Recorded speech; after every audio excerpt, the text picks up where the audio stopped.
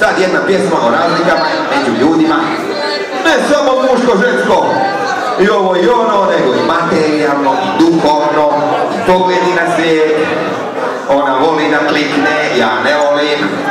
Ona voli da namigne, ja ne volim ljude koji namiguju. Nemoj meni namigivati. Šta meni namiguješ koji piše? Šta to znači? Šta znači kad mi muškarac namigne? Ja ne razumijem šta to znači. Kao Jesse šta ima, nemoj molim te preskoči, nemoj mi rađe ništa govoriti, evo. Ili mi se nasmiješi lijepo, ili mi reci dobar dan, ili mi pošalju 3 pizde materi, samo mi nemoj namigivati.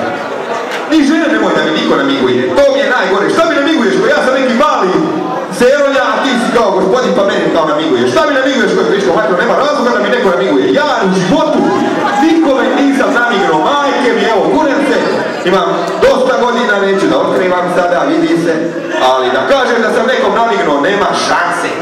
Kod dijete sam se jednom zajedno, vidim drugi namiguju pa ja namignem, ali neću, to je glupost totalno. Šta to znači, evo, šta meni, šta ti kad niko namignuo neko?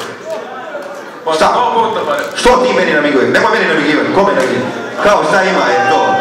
Ti imaš kao, ti si sad kao neki, pa ti namiguješ, ajde, da nemoj. Uglavnom, sljedeća pjesma se zove, nema veze nikakve s ovim, ja sam to sad bez veze pao na pamet. Zove se Nisam ja za tebe.